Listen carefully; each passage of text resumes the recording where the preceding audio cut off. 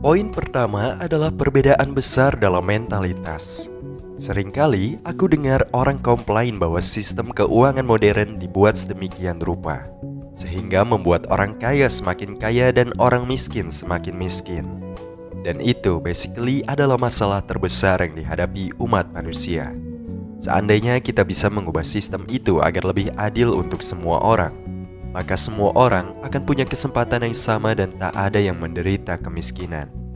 Tapi kalau kita lihat statistiknya, kita akan menyadari bahwa sebagian besar jutawan itu berhasil karena upaya mandiri mereka. Mereka adalah orang-orang yang dulunya masuk kategori miskin atau kelas menengah, tetapi berbeda dengan sebagian orang miskin yang terus mengeluh tentang bagaimana orang kaya menghasilkan uang dari penipuan. Lebih baik tetap miskin, dan keluhan-keluhan lain yang tidak masuk akal. Mereka memilih untuk meninggalkan itu dan mulai bekerja untuk mencapai status jutawan. Dan mungkin itulah salah satu perbedaan terbesar antara orang kaya dan miskin. Tentu saja ada orang yang menjadi jutawan karena lahir di keluarga tertentu, tapi duduk di sana dan mengeluh tentang hal itu tidak akan membuatmu kaya. Jadi, orang kaya fokus pada peluang daripada mengeluh. Poin kedua, orang kaya menghasilkan uang untuk diri mereka sendiri. Antara orang kaya dan miskin, dan ketika aku bicara tentang orang miskin, aku maksudkan semua orang dengan banyak kesulitan keuangan, termasuk kelas menengah juga. Orang miskin biasanya memiliki perspektif bahwa mereka harus bekerja di sini, mendapatkan uang, dan kemudian menghabiskannya untuk apapun yang mereka butuhkan. Jadi, setiap kali kamu melihat mereka menabung untuk mobil baru, iPhone baru, atau mungkin rumah, pertama kali mereka menyimpannya untuk yang pertama. Begitu mereka mendapatkannya, mereka menyimpannya untuk yang kedua. Dan itu terus berlanjut seperti itu. Bahkan jika kamu memberikan kepada mereka 1 miliar rupiah, mereka kemungkinan besar akan menghabiskannya dengan cara yang sama.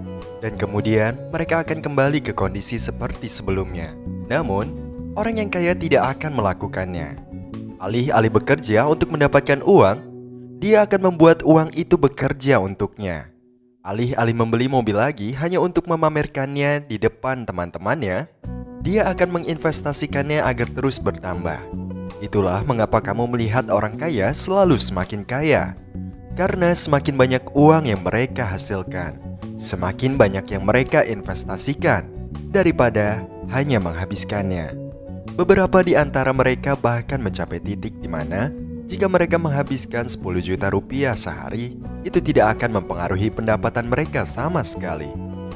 Poin ketiga, orang kaya terus melakukan perbaikan.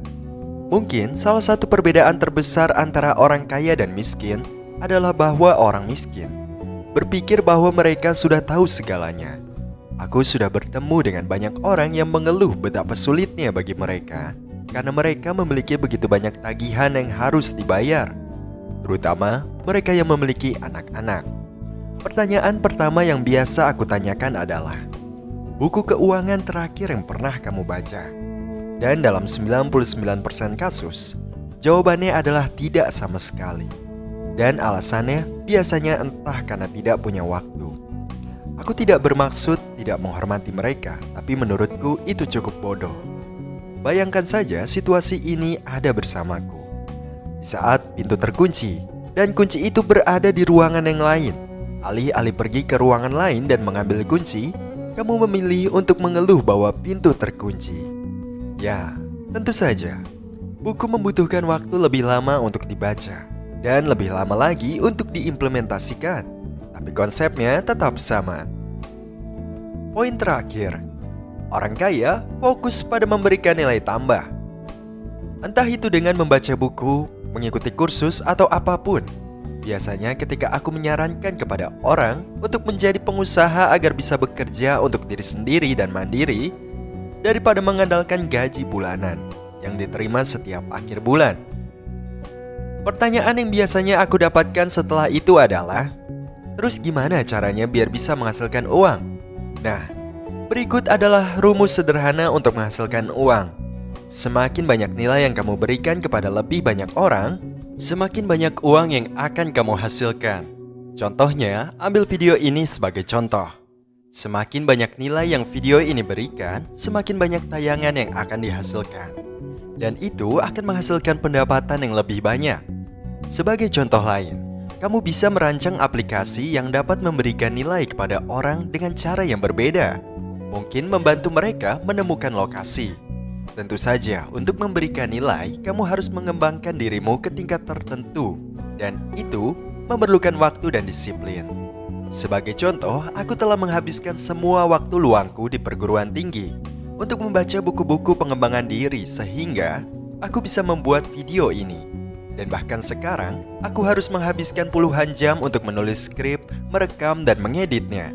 Jadi, ide terakhirnya adalah bukannya fokus pada menghasilkan uang, orang kaya fokus pada memberikan nilai tambah. Jika kalian menikmati video ini, berikan jempol ke atas. Berlangganan jika kamu baru di kanal ini. Terima kasih sudah menonton. Sampai jumpa di video berikutnya. Terima kasih banyak sudah menonton. Berikan kami suka, komentar, bagikan, dan berlangganan. Sampai jumpa lagi.